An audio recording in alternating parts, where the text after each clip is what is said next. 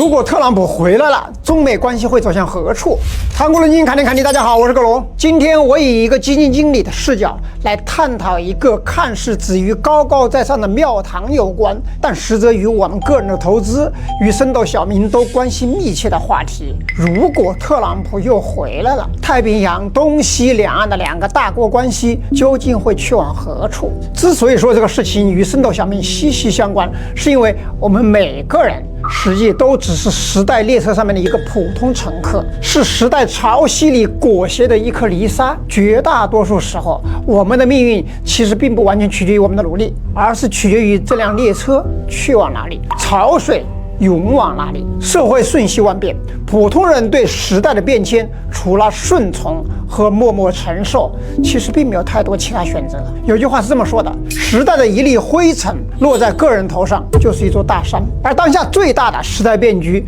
无疑是二战之后确立并运行了近80年的那一套打着 Pax America 烙印的国际政经体系开始老态龙钟，分崩离析，逆全球化的极端民粹主义、保守主义在全球泛滥，世界地缘政治格局也是一片混沌和混乱。于我们而言，最大的变局则无疑是与美利国这个世界上最大的经济体，也是我们自己最大的贸易对象，我们最大的生意伙伴，加入 WTO 以来，提供了我们贸易顺差总额92.8%的来源国的关系的善变。回到我们要探讨的课题，如果特朗普重新当选，美中关系会去往何处？其实这里面的这个"如果"这两个字可以去拿掉啊，因为7月14号，特朗普在宾夕法尼亚州的这个竞选集会上面遭遇到的未遂刺杀，大概已经帮他提前锁定了11月份的总统王座。所以，我们直接进入后半段的讨论。对他的重新上台，我们是该欢迎呢，还是该恐惧？从构建投资模型的思路出发，这其实取决于3个核心变量因子：第一，他会怎么对待或者说怎么对付我们；第二，他会怎么对待或者对付他的伙伴盟友；第三，同时与中美这两个大国密切关联的第三方利益攸关方会做什么样的应对动作。首先看他怎么会对待我们啊，这个其实是一个最容易回答的一个问题。他大概率会明目张胆、不加遮掩地对我们继续用强用硬。他在上一个任期就是这么干的。事实上，特朗普上次当选总统不到1年，就发起了对全球最大贸易体之一的中国的全面贸易战。2018年，他对来自中国的高达3000亿美元的商品加征关税。贸易战的结果是什么呢？中国商品占美国进口的份额从2017年的21.6%降到了2023年的13.9%，进一步降到了2024年1到5月份的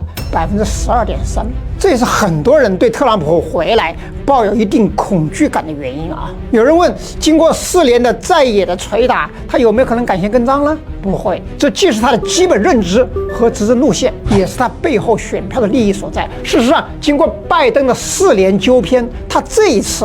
必须更加右倾，才能迎合选民的需求。所以这次他大概率会把自己的保守主义、孤立主义进行到底，大概率会比8年前他的第一个任期做得更极端、更激进。这个我们从他挑选的竞选副手可见一斑啊。特朗普选择了与蓬佩奥等共和党传统建制派大佬分开，挑选了一个从美国铁锈地带俄亥俄州逆袭上来的一个乡下人，纯粹代表底层蓝领白人，痛恨全球化，认为这摧毁了美国的工业产业、白人蓝领的生活方式，而且只有3年从政经验，年仅39岁的政治素人万斯作为竞选副手，这个让所有人都大吃一惊。这说明什么？这只能说明这一次川普更加笃信自己选择了从政路线，而且更加信心爆棚。某种程度上面，万斯的加入会让特朗普更加强化对我们的极限施压。在万斯被提名为共和党总统候选人之后，他在接受福克斯电视台专访的时候称，中国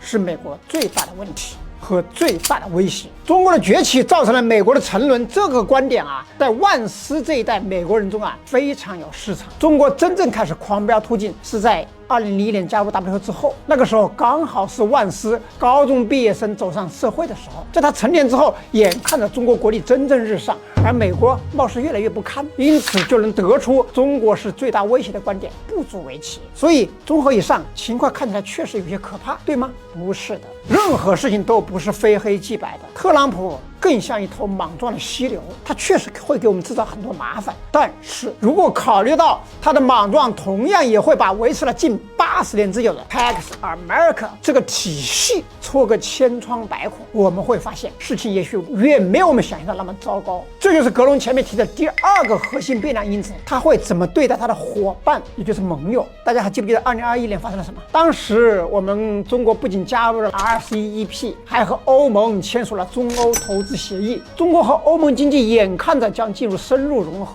就是在这个关键的时候，特朗普下课了，拜登入主了白宫，欧盟的亲美派才迅速崛起，废掉了中欧投资协议。也就是在特朗普当政的这个4年，美国和欧日韩甚至加拿大的五眼联盟全部剑拔弩张，关系降到冰点。尤其是北约近乎脑死亡，名存实亡。北溪2号管道加速建设，欧洲和俄罗斯经济联系越来越紧密。而马克龙一再高呼要建立欧洲自己的军队，特朗普差点就让美国的关键战略支点，也就是欧洲和北约失控。在最关键的时候，是拜登力挽狂澜，让北约重新焕发了活力，欧盟重新团结，让所有的盟友回归到了美国的麾下。相比拜登的老谋深算，特朗普在政治上面更像一个街头混混，他罔顾甚至践踏美国长期以来的精英逻辑和所谓的价值观，一切都是以生意的逻辑来做事儿，全部要美国优先，目标是赢得每一笔交易。他锱铢必较，一点亏也不吃。他算所有的一切的小账，算一切的眼前账，稍不如意就撸起袖子赤膊上阵。他对欧洲充满了敌意，在国际上疯狂的退群，把盟友搞得少少的，把敌人搞得多多的。他的言论和难以预测的政策引发了担忧，让几乎所有人抓狂，无论是美国所谓的敌人，还是他的所谓的盟友。最近的案例是什么？特朗普在接受彭博商业周刊的专访中谈到中国台湾的时候，他是这么信口雌黄的：他们确实夺得了我们100%的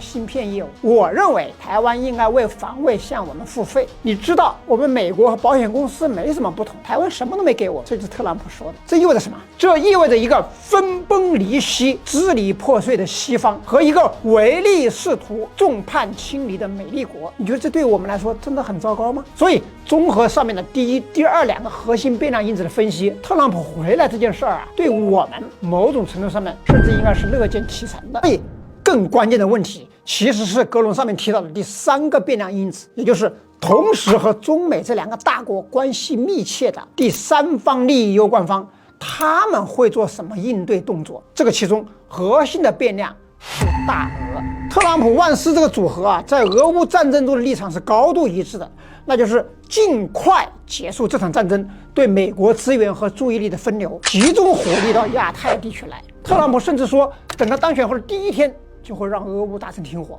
这里存在着一个或许是小概率，但一旦发生就会令我们陷入重大战略被动的可能。如果迫于形势需要，大俄要向西方去投诚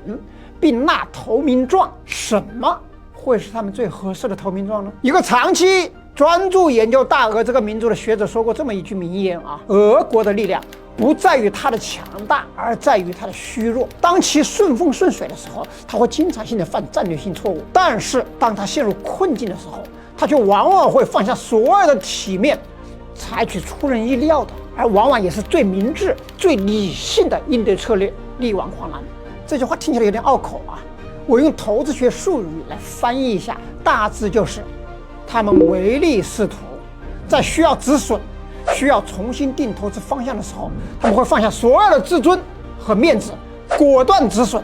并重新站队。所以我们必须去分析一个小概率事件发生的可能。万一，我说的万一，美国真的决定向普京扔出胡萝卜，大俄会不会毫不犹豫地接住，然后转身对他南方的邻居捅刀子？中美关系过去虽然磕磕绊绊，